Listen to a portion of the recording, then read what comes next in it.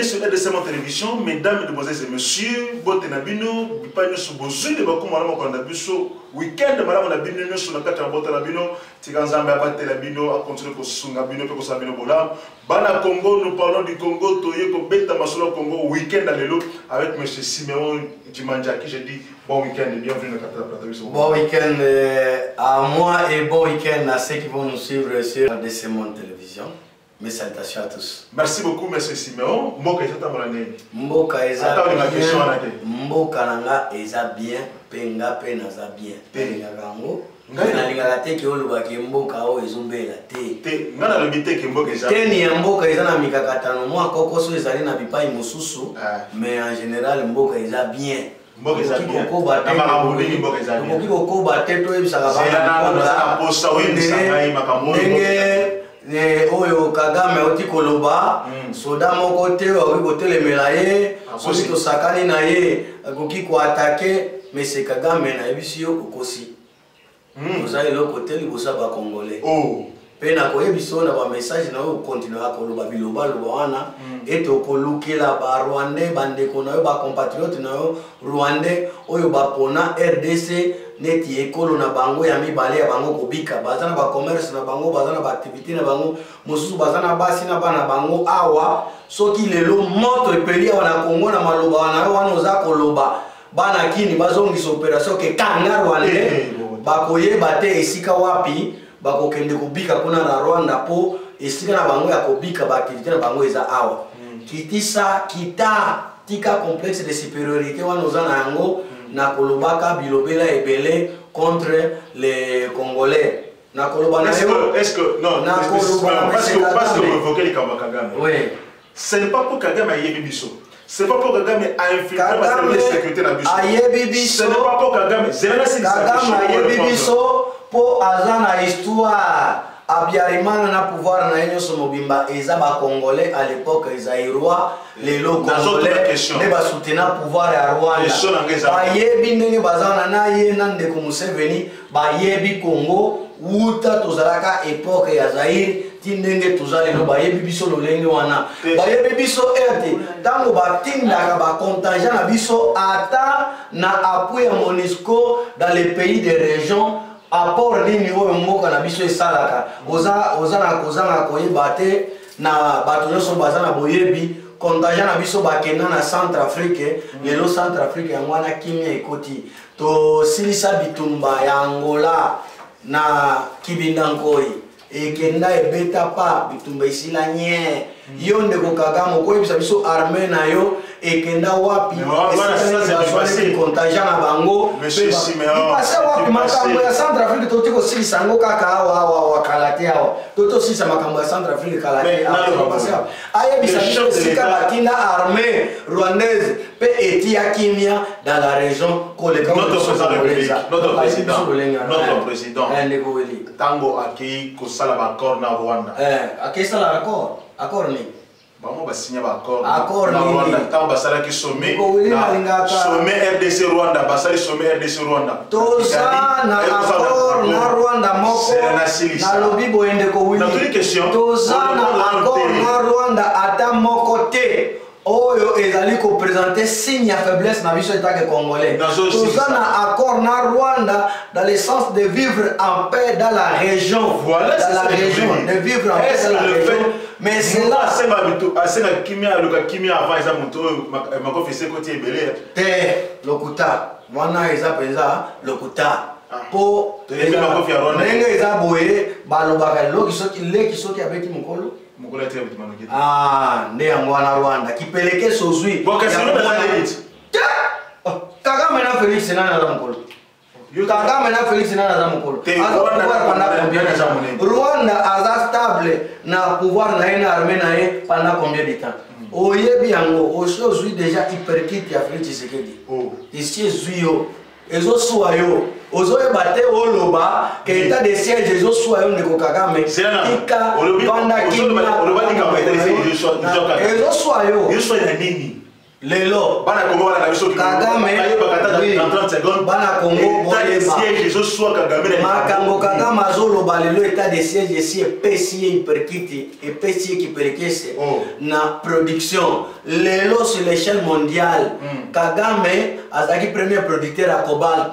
En termes de tonnes, en termes de kilos, vous avez produire et comme il quantième depuis état de siège et bandit. En termes, il y a coltan. Kagame s'est vanté producteur à coltan. Depuis état de siège et bandit, a produire combien?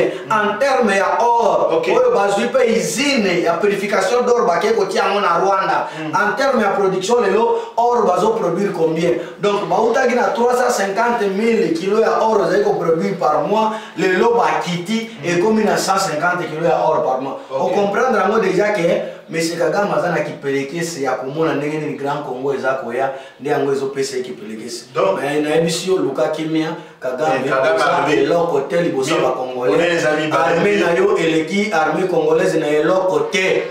Vous voyez qui? L'équipe congolaise est bien formée. Il y a un élément bien formé. C'est Bayaka déjà kosala ba incursion, baza bien formé pour na kosala ba incursion na to démontrer bango mukia wana njili marché à liberté pour na ne suis comme marché à liberté. To démontrer bango mukia wana njili. Kagame ba Rwandais ba l'équipe population congolaise ne loko moko te na yebisi ope je suis en train d'interpeller la cour internationale qui a réussi à condamner l'Ouganda et au paiement de 325 millions de dollars pour le Congo pour les faits qu'ils ont commis à la province orientale à l'époque. Et j'interpelle cette cour. Aujourd'hui, bato babundaka bazaka batu moko te. Tozalaka na bitumba na Uganda te, tozalaka na bitumba na Rwanda te. Uganda na Rwanda nde baenvahissa Congo pona koyiba pe kobuma. Siko boza ko condamner moto moko. Vous êtes en train de condamner un seul pays. Non, nous entendons la Cour s'est déclarée incompétente pour la Rwanda. Comment vous pouvez se déclarer incompétent ou incompétente parce que c'est une cour, parce que de juger un pays à condamner un autre pays parce que le Rwanda ne fait pas partie du statut de Rome. Souveraineté. Le Rwanda ne fait pas partie du parti. Écoutez, on parlait des faits. Mais à ce moment, ces faits qui ont été reprochés à Ouganda, ces faits-là ont été commis commutativement avec le Rwanda. Nous vous entendons voir. Dédé, j'interpelle cette cour. Ça, c'est mépriser les Congolais. Ça, c'est mépriser les Congolais. Comment la Cour, les Congo réclamaient 11 milliards. 11 milliards de dollars. Vous dites que ces chiffres-là sont insignifiants. Insignifiants par rapport à quoi? Les gens sont morts. Les gens sont morts. Je ne sais pas si 325 millions là sera équivalent à la récompense des gens qui sont morts à Kisangani. Je rappelle que la Cour, que cette guerre a fait mort pendant 6 jours. 6 jours. Et quand vous dites de 11 milliards, vous dites non, c'est trop, ce sont des chiffres. Déjà, monsieur Siméon, puisque vous évoquez quand la Cour, c'est bel et bien, peut-être si vous n'avez pas pu faire même 5 milliards au lieu de 11 milliards, vous alliez faire même 9 milliards. Vous n'avez pas pu faire 9 milliards. Aujourd'hui, les Rwandais soit jugés, soit condamnés, afin qu'on arrive même à 5 milliards. 325 millions. C'est insignifiant par rapport aux dégâts énormes causés par les Rwandais. Je dis très bien, causés par les Rwandais. Ouganda, c'est un pays. C'est un pays. Quel est le budget d'Ouganda aujourd'hui? Qu'est-ce que 325 millions de dollars pour un pays comme l'Ouganda? A déjà réagi pour dire que cette condamnation-là est injuste. Je dis, messieurs les Ougandais, reconnaissez que cela vous a été fait par complaisance, peut-être comme M. Kagame a déjà réussi à infiltrer les services internationaux, ou bien je peux dire de tous les organismes internationaux. pour infiltrer ses agents et plaider à sa cause. Mais sachez très bien que ce que vous avez causé aux Congolais à cette époque était énorme par rapport aux 325 millions de dollars qu'on vous dit de payer aujourd'hui. Pas seulement la mort des individus congolais, mais aussi l'exploitation des minéraux congolais que vous continuez à exploiter par les EDF. Sont des Ougandais bien identifiés. Mais l'Ouganda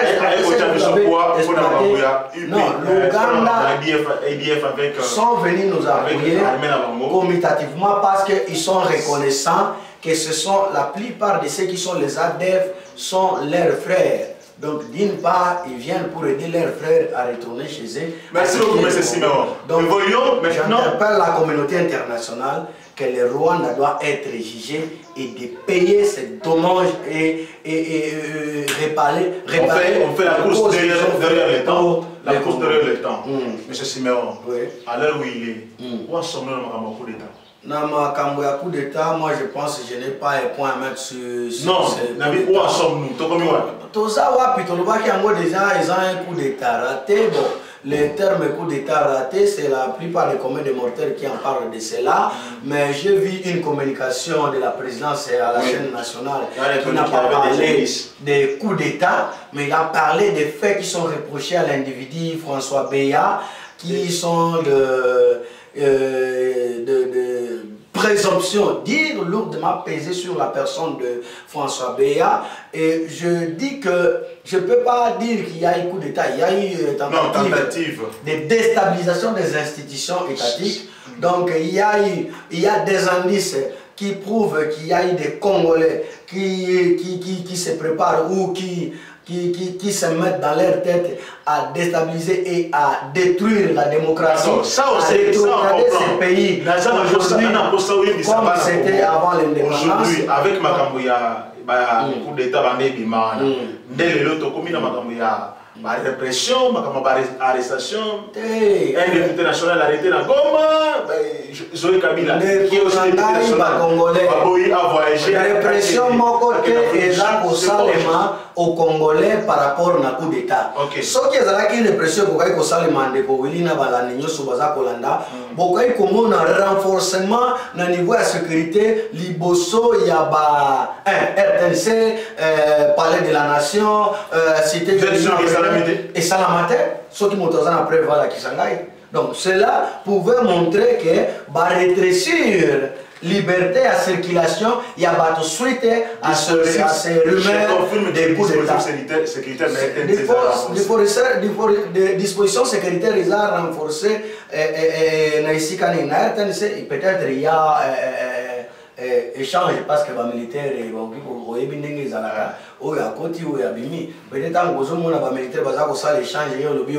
c'est renforcement à disposition de la sécurité, mais ils ont échange donc en termes militaires relève. Mais il n'y a aucun effectif où ils ont augmenté. Effectif ils ont augmenté autour de RTNC, effectif à garde et à sécurité ils ont augmenté dans la cité de l'Union africaine, d'ailleurs ils ont quartier nanga. Effectif il y a pas garde au Bazako garder l'aéroport, ils ont augmenté. Donc pour vous dire que non, la population va librement d'aller. La population a le problème. Mais non, les lots arrêtés déjà en cascade comme ça. Mais Josué Mofoula, un député national, il a confiance à peuple Lelo, c'est quelqu'un qui a eu un mandat d'une population, c'est un leader d'opinion. Josué Mofoula, un leader d'opinion, et Sengeli ose la limite, na ba propos na yo. Aucun koloba, Sony na état de siège, Sony na gouvernement en place, Sony na armée, ndeko na ébité soki yo qui cause la table, le son ba commission président de la République, au cause la nani sa armée.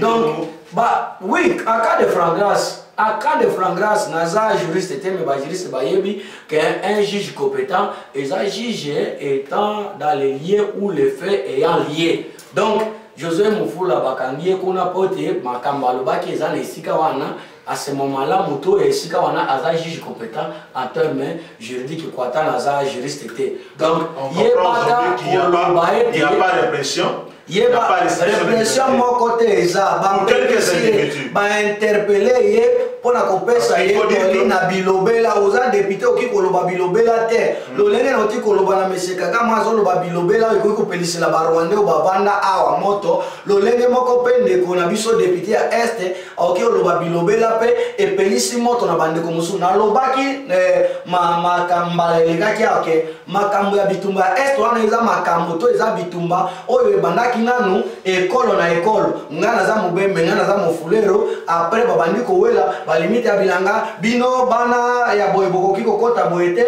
bino bana ya boyeboko kota boyete après na sima na yango ba leader politique baye kozwela na sima na yango ba multinational baye ko profiter ndele lotso akomona bitumba wana ya kosila te ndeko député maloba na yo ekiko bimisa mutu lolenge bitumba ya na Equateur awa ya etoko elakande kowela ndelo ya elanga kowela ndelo ya bilanga emema etumba na Equateur ya etoko na kozonga na ndeko Josué ndeko Zoé na banza bapekisi yo obima te me kobima na mboka ezalaka réglementé dede na yo azana visa kozala na passeport kozala na visa ambassade ya Sud Afrique nde pesaka visa eza mboka na biso te biso epa na biso totalaka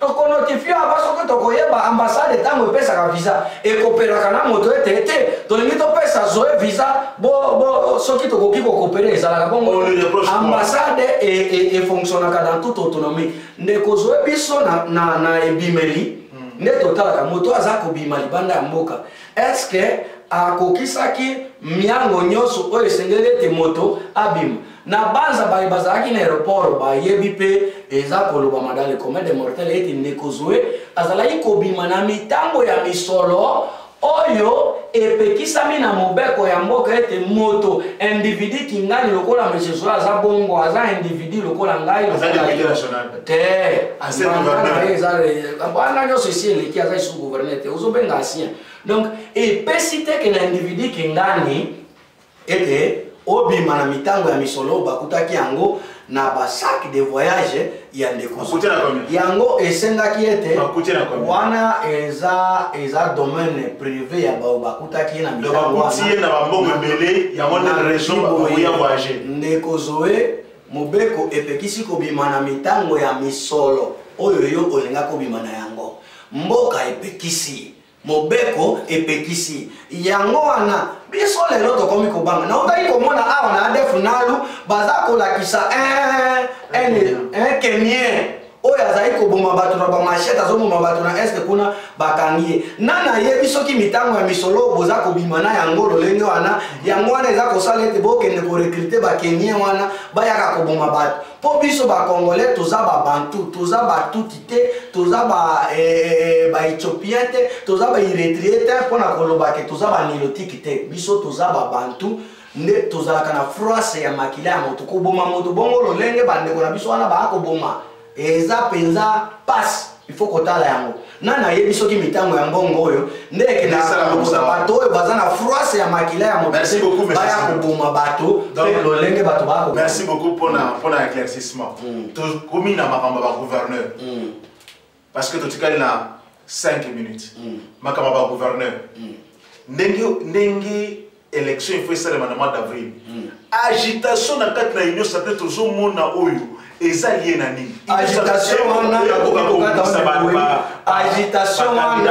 eza oyo nautaki koloba la fois passée na ndeko Félix Tshisekedi mon président oza président na ngai parce que je suis congolais na bengi yo ndeko parce que yo pe na ba discours na obenga biso cher compatriote ndi koloba toza bandeko ndeko Félix Tshisekedi na salaki une émission na nga passé na sengaki osala angele okeba fais attention na union sacrée oyo il y a le membre de l'FCC qui ont fait une métamorphose du serpent en se débarrassant de leur vieille peau. Il a vieilli aucun. Non, ça n'a pas la métamorphose du chenille. Je dis très bien, c'est une métamorphose du serpent qui se débarrasse d'une vieille peau de l'FCC auquel les gens les ont connus, état que porteurs de venin. Ils se sont débarrassés de cette peau-là, mais en eux, ils sont restés toujours des serpents. Et ils veulent se présenter à l'union sacrée comme chenille déguisée à un papillon. Je demande à Ndeko Félix Tshisekedi, zala na bokebi IDPS zala na ekenge ndeko kabuya yo wana na moni mikolo boza na masolo na Modeste Bahati Lukwebo na Mboso Mpodia Kwanga na banza na Sama Lukonde na ba président ya ba parti politique oyo eza conformer union sacrée na sengi na bino boye botinde la biso na ba ressort bato oyo baza maboko pembe bato oyo baza na makila ya bato te bato oyo baza na peuple d'accord bato oyo baza na approbation ya peuple botindela biso te bato oyo bamema makila ya bato babebisa mboka bakonfia bango deja gestion ya esika moko songolo asala mabe soki botindi ye na gouvernorat ekosimba ndenge nini bato oyo bayebana ete bayiba mboka bayiba mbongo ya mboka soki botindi ye na gouvernorat cependant boza kopropose deja projet ya développement ya 145 territoire soki botindi moto moko ancien ya FCC oyo agera mpe ayiba botindi ye kuna akende kozala gouverneur mboka ekose développer ndenge nini azali koloba ete ndeko Félix Tshisekedi asala angele akeba mpo na nsima ya manda na ye peuple ekotuna soki lelo oye na projet ya développement ya 145 territoire peuple yambi yango tondimi yango kasi soki lelo otieli biso na bagouvernorat nazotuna question ba député qui vous rassure que moto oyo akoyana na sala te nde akosala malamu qui vous rassure omoni moto oyo aza na confiance ya peuple bango baza souci ya confiance yana mingi baza maboko pembe ndeko Willy soki osi otia moto esi ayiba otia moto esi esala mabe les mêmes